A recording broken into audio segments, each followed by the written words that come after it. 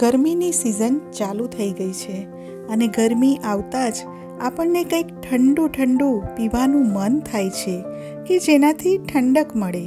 ગરમીની સિઝનમાં સૌથી વધુ પીવાતું પીણું એ કેરીનું શરબત છે, જેને આમ પન્ના પણ કહી શકાય.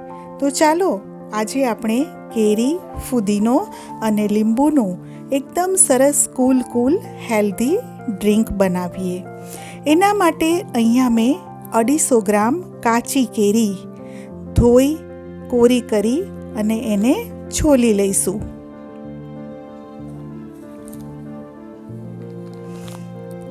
ગરમીની સિઝનમાં કેરી આપણને લૂ લાગવાથી બચાવે છે, એટલે કાચી કેરીનું સેવન તો અવશ્ય કરવું જ જોઈએ.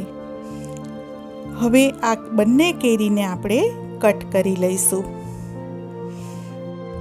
ટ્રેડિશનલી તો આમ પન્ના આખી કેરીને જ બાફી લેવામાં આવે છે અને ત્યારબાદ એ કેરીની છાલ ઉતારીને પલ્પ બનાવવામાં આવે છે. આપણે એને અહીંયા છોલી કટ કરીને જ એનો પલ્પ બનાવીશું, પણ એ પહેલાં આપણે એને બાફી લઈશું. આ કેરીનું શરબત કે આમ પન્નો એ પેટની સમસ્યા દૂર કરનાર છે, પાચન ક્રિયા આપણી ખૂબ જ તેજ કરે છે અને વિટામિન સીથી ભરપૂર હોવાથી શરીરની રોગપ્રતિકારક શક્તિ પણ વધે છે. તો હવે આ બધી જ કેરી કટ થઈને તૈયાર થઈ ગઈ છે. હવે એને કુકરમાં આપણે નાખી અને એમાં 1.5 કપ પાણી એડ કરીશું. વધુ પાણી એડ નહીં કરીએ, 1.5 કપ પાણી એડ કરીશું અને પાણી ઉકળવા લાગે એટલે આપણે કુકરનું ઢાંકણ બંધ કરી દઈશું અને 2 સીટી જ વગાડીશું. વધારે સીટી વગાડવાની જરૂર નથી. આ આપણું કુકર હવે ઠંડુ થઈ ગયું છે. હવે એને એક તપેલીમાં ટ્રાન્સફર કરી દઈશું અને ઠંડુ થવા દઈશું. ગોટલામાંથી આ રીતે બધો જ પલ્પ કાઢી લઈશું. હવે મિક્સર જારમાં આ બધો જ પલ્પ આપણે એડ કરીશું.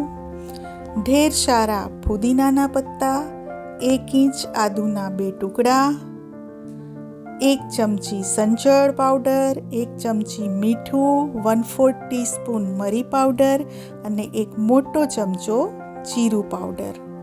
આપણે એને ગ્રાઇન્ડ કરી લીધું છે. સરસ સ્મૂધ તૈયાર થઈ ગયું છે. હવે 1 કપ ખાંડ નાખી અને તેને બ્લેન્ડ કરી અને ફરીથી એની સ્મૂથ પ્યુરી બનાવી લઈશું અને તેને મોટી ગળણીની મદદથી આ રીતે ગાળી લઈશું, જેથી એક્સ્ટ્રા સ્મૂથ પ્યુરી તૈયાર થઈ જાય. હવે એને બરાબર હલાવી લઈશું. તૈયાર છે આપણી પ્યુરી અને એક ટ્રાન્સપરન્ટ જગમાં હું એને સ્ટોર કરી રહી છું. બધું જ મેં આ જગમાં પ્યુરી ભરી દીધી છે અને હવે હું એને ફ્રીજમાં મૂકી દઈશ અને ફ્રીજમાં 1 અઠવાડિયા સુધી સ્ટોર કરી શકાય છે.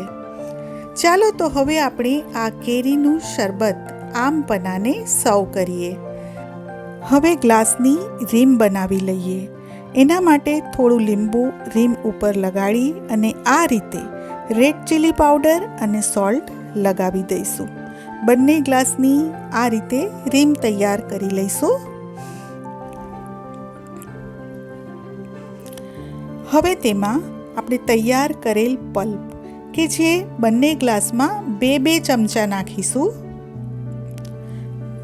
આઈસ એડ કરીશું. જીરું, સંચળ પાવડર, કારણ કે મેં પ્રિપેર કરતી વખતે ઓછું જ નાખ્યું હતું, કારણ કે હું સર્વ કરતી વખતે આ બધું જ એડ કરવાની છું. થોડું લીંબુ પણ નાખીશું અને હવે એકદમ ચિલ્ડ વોટર એડ કરીશું.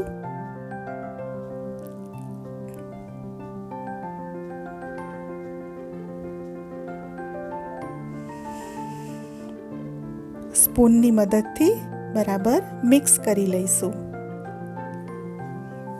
અને હવે મેંગો ને મિન્ટનું શરબત છે, તો પછી મિન્ટના પત્તા એટલે કે ફુદીનાના પાનથી થોડું ડેકોરેટ કરી દઈશું અને પીતી વખતે પણ એ બહુ જ સરસ લાગે છે.